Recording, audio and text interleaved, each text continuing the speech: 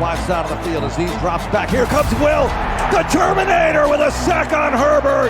It leaves Will Anderson wide open to the quarterback, Justin. Wide side of the field as he drops back. Here comes Will, Alvarez the Terminator, with a sack on Herbert. It leaves Will Anderson wide open to the quarterback, Justin.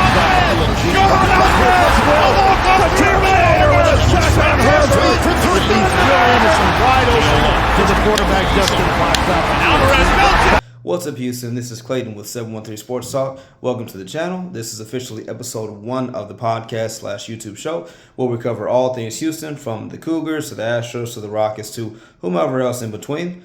Make sure to like, share, and subscribe so that you don't miss out on any new updates or coverages that we may offer, or articles or anything like that. Without any further ado, today's episode is going to be jam-packed. We're going to be covering Kevin Durant, because of course we are. We're going to talk about Jabari Smith's new contract and how that works out for him and the franchise. We're going to cover some Astros and how they continue to win, and also going to finish up with some Texans and their mandatory camp dates, as well as some projections for the season. And real quick before I get started, I just want to shout out the Houston sports content creator community, as well as Houston sports fans in general. It's just a community of fans from H-Town Woodhouses of the world to the Robert Lands to Brados, Bias Houston, and so many others, and just the fans in general, and how it really is just so supportive and organic, and everyone's just talking sports in Houston. So, without any further delay, we're going to start with Kevin Durant, because of course we are. You know, I would have never thought that the Houston Rockets would be in this position with Kevin Durant on their freaking roster, but here we are.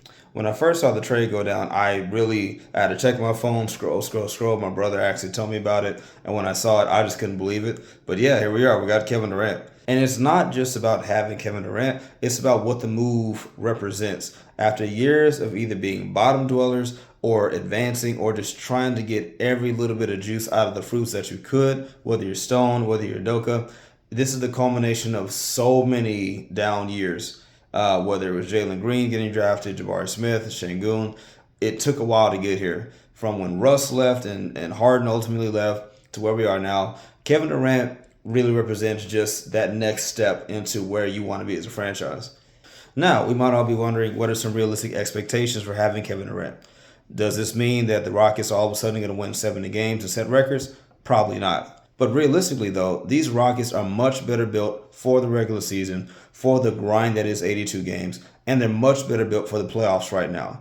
Because last year, we saw what it looks like to be a 2 seed, but really no one really have confidence even in the city, because we could all see the glaring weaknesses. They could not score. And now you not only have Kevin Durant, but you have so many other pieces. You have hungry young guys, and now you also have Jabari Smith, who's paid. This team is much better built for the playoffs, and they're much better built to be able to handle these multiple situations where defenses like Golden State, Minnesota, and whomever, when they try to throw different players at you, you can counter that with move from the post, perimeter shooting, with paint help. You have so many ways you can counter these defenses now that you did not have previously, and that is where they're better built. Now, speaking of regular season and playoff success, let's discuss a little bit what some projections might be. They're going to finish the regular season going about 58-24 on the season, which is good, respectable, right under the 60-win line, which I am fine with, because I'm much more concerned about what tendencies you build in the regular season that builds into the playoffs. Speaking of playoffs, what do I expect from these Rockets?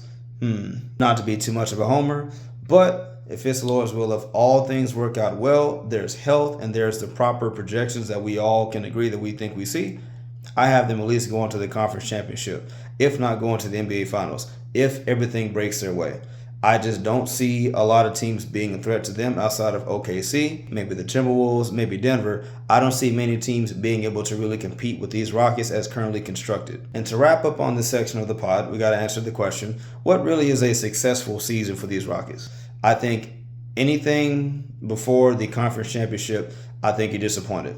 I don't think you built this team with DFS and Kevin Durant and Clint Capella and paying Jabari Smith Jr. all that money for his new contract, which we will cover later. I don't think you do all those things to just try to get one round later than what you did last year. I think they're going for it all. I don't even think they're done with this roster yet, but I think at very worst you want conference championship, if not NBA Finals berth. Now, speaking of Jabari Smith, congratulations to him. He just signed a 5-year, $122 million deal. I didn't see that coming. Now, preface, I'll be full cards on the table. I was not the biggest Jabari Smith fan when he came out of Auburn. I was kind of hung up on Paolo. I was kind of hung up everywhere else. Jabari Smith just seemed like a consolation. No disrespect. That was my perspective. What I will say is this. Jabari Smith, since he's been here, has been one of the most sincere players on the team. He's asked all the right questions. He showed up in interviews. He was really hard on himself, and you could just tell it weighed on him. But it just seemed like in the playoffs something clicked where it seemed like he really started to find his game. And now you look up, he's one of the most invaluable players on the team, so much so to where he was considered untouchable in the KD trade talks. And now he gets rewarded with a 5-year, $122 million contract. This contract is not just about the money. It's not just about getting a deal. This contract represents an identity, a commitment by Stone, the franchise, and Udoka towards the direction that they believe Jabari Smith can help take this team to. And you can even make the argument that Jabari Smith Jr. might be the biggest player winner of the KD trade. Since the KD trade, one of the first videos I saw was Jabari Smith Jr. in the gym with Kevin Durant, absorbing all that he could. And for me, it's such a beautiful thing because think about it. Jabari Smith, who already had a burgeoning game, he had a little bit of a jumper. He's a two-way player. And now you give him Kevin Durant, one of the greatest scorers this game has ever seen, with a skill set that somewhat kind of looks a lot like his.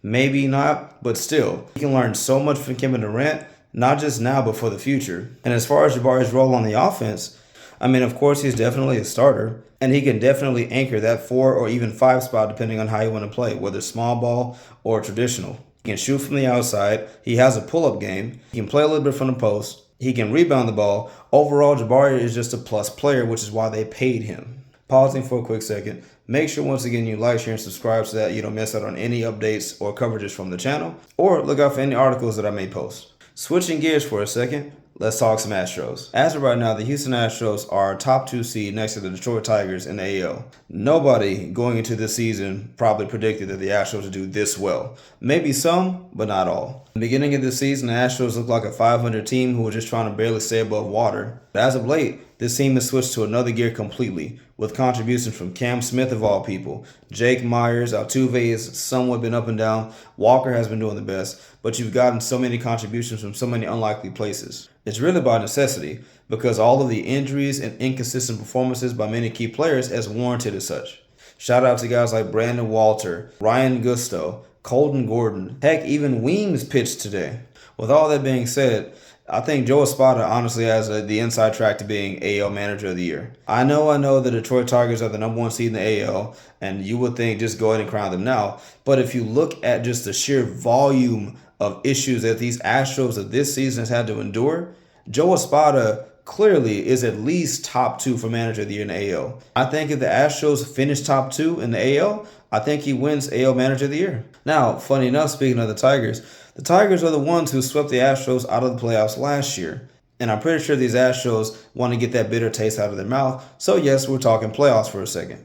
What kind of playoffs will these Astros have? What will be a successful playoff run for these Astros? Well, I think all things considered, if you're going to do this well with all the injuries and inconsistencies, fits well as well when you get players back healthy and when you get an even higher ceiling. I think similar to the Rockets, it would be disappointing to reach anything less than ALCS at this point. It might sound like I'm being a homer. It might sound like I'm being overly optimistic, but not really. Because think about it. They're on the cusp of winning 55 plus games at a time when they have at least 7 starting pitchers on the IL, multiple offensive players on the IL, and they're still winning games. They're still winning series. I don't really even remember the last time they lost a series.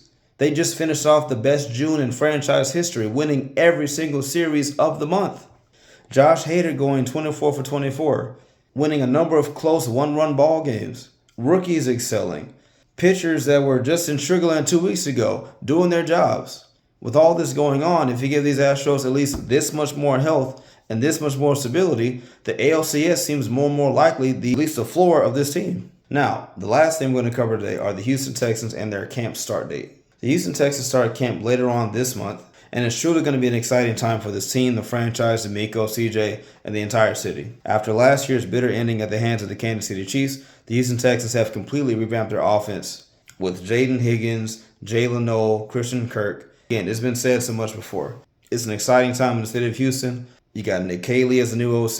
His defense is hungry as ever. And I'm pretty certain we have a fired up CJ Stroud who seemingly has locked himself in the gym in the film room and has been completely off the grid for the entire offseason. Speaking of CJ Stroud, I fully expect a bounce back season from CJ, even though I'm not one of those who said that he had a sophomore slump season, but it was what it was. But this season, I think you're going to see a much more focused, a much more dialed in, a much more hungry. I think we're all going to see a motivated CJ Stroud who's going to be so motivated to prove year one was not a fluke, to prove that absolutely he is a top 10 quarterback in the National Football League. And yes, even though he has rookies on his team, he has a brand new offense and a coaching staff who has shown willingness and an ability to cultivate players and get the most out of them that they can. Nico's still going to be Nico, and I'm fully excited to see what Jaden and Jalen both do for this offense. Switching over to the defensive side of the ball. Closing out last season, the Houston Texans defense was one of the most ferocious units in the entire National Football League, and I don't think that's changing anytime soon. Will Anderson looks just as hungry as he was last year. Danielle Hunter got even bigger. And he got paid. Jalen Petrie's going to be back. We got CJ GJ from the Eagles. This defense has the makings of at worst a top 3 unit in the National Football League, if not already challenging for the number 1 spot. The only other defenses I can see being a real threat are the Baltimore Ravens, maybe Denver. Now, the moment we've been waiting for, projections. Starting with the regular season, I had the Texans going 12-5 to end their season, improving from the last 2 years of going 10-7. As far as playoff goes, I'm going to echo the same sentiment that I did with the Rockets and also the Astros. With everything swirling as they have been, with the foundation that's already been laid by D'Amico and CJ Stroud and Nick Caserio, all the expectations, I firmly believe that an AFC Championship game should be the ceiling at very least for this team. I think they're on the cusp of being put up there alongside teams such as the Baltimore Ravens, the Buffalo Bills, the Cincinnati Bengals, and the Kansas City Chiefs.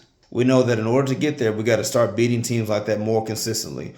And we have beaten some of those teams. The Bills, we've beaten them a couple times along the way. We've beaten the Bengals, but we have not consistently shown that we're excellent like those other teams. And if we can just get over that hump, we could definitely be staring at an AFC Championship game for the first time in franchise history, if not a Super Bowl berth. Well, guys, that was episode 1 of the podcast. I know it was a bit rapid fire. Next time you see me, we'll have much more of a deep diving feel to the content and much more insight and stats for you. Thank you so much for being here. Once again, remember, like, share, and subscribe so that you don't miss out on anything this channel has to offer. This was 713 Sports Talk, and remember, Jesus loves you, and this channel is by Houston for Houston.